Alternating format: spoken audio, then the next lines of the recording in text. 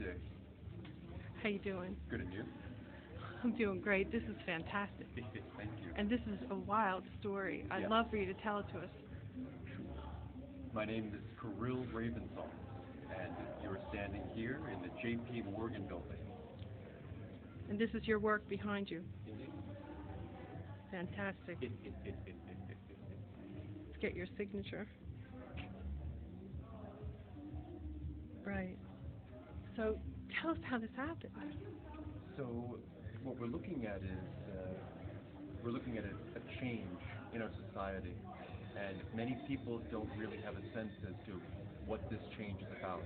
They think maybe there's just a protest or some disgruntled people. They're not recognizing that these are symptoms of a change that's already occurred.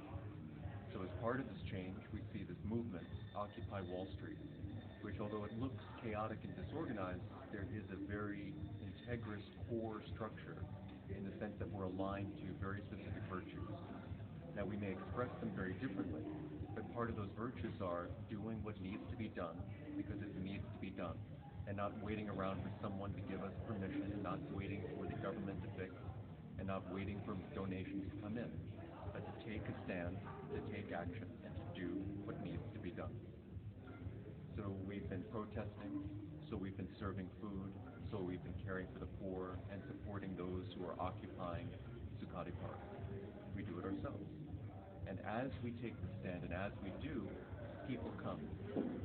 And over the past 2 weeks, there have been enormous contributions.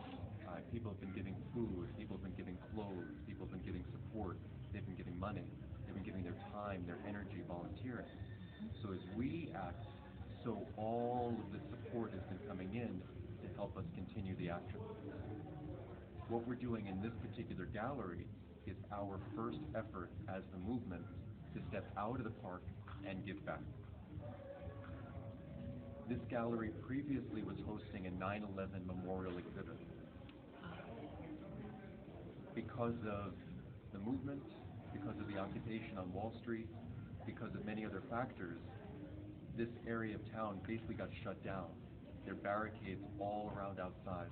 The police at a certain point were not allowing people even to come into this area. And this was during at a time when this gallery was having its opening.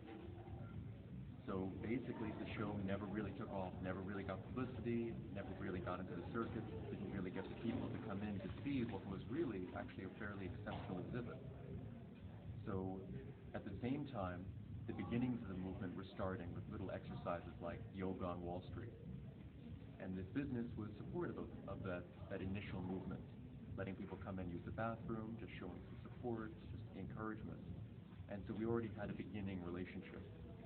When it came time to look for businesses that we could benefit with this movement, the natural thing was, well, what can we do in an art gallery? What can we do with all these artists we have, all these talented people? What can we do to support Marika and her efforts in Lost in the Red Zone? So with that in mind, we really just kind of came together in a very short time, at the tail end of her time in this unbelievable and exceptional space, to see what we could do as a joint venture. Excellent. And so this came about last night. You had the first exhibit, right? Absolutely. And it was successful? Yes.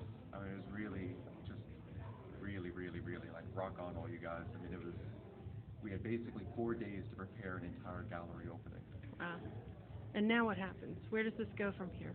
So what we've had is a very clear success. We show that when we create this type of space, people come to contribute, to give, to create. It's actually very exciting. So as we come together to create, so the ideas start to get solid in terms of how to act, how we align to take the movement further and further. One of the things that we really believe in is the invalidation of corruption, rather than the fighting or resisting it. In other words, in the past you had the non-violent resistance movement, civil disobedience. We honor that. But we think the new way that the movement is going to express itself is by the invalidation of government. The invalidation particularly of corrupt government and corrupt government policies, literally ignoring them, and instead creatively going into service. Service is legal. You can't hinder service. You cannot make us stop.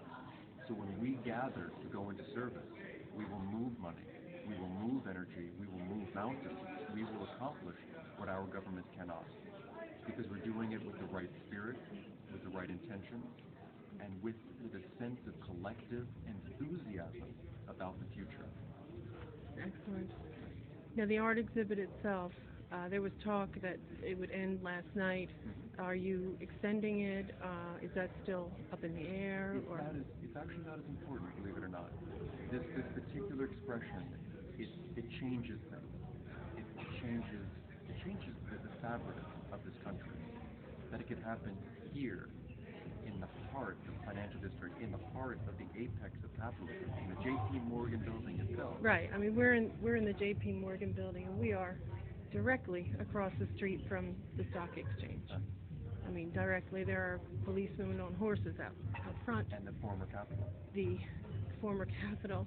Where The George Washington statue is, right? Absolutely. And then you've got all the barricades, and I mean, there's just so much symbolism here. It's almost it's overwhelming. Because it's more than symbolism. There's a certain point by which we recognize archetypes are the reality, where we recognize that symbols are the truth, where we realize that change, massive change, begins with one little seed. A seed we tend to each day, but that seed, as small as it is the totality. That acorn is the oak, and what we have is something very, very mighty has sprouted. And now that it has sprouted, nothing will stop it. Nothing can stop it, right? Thank you so much. It's been a pleasure. It was a pleasure to meet you. My honor. Thanks.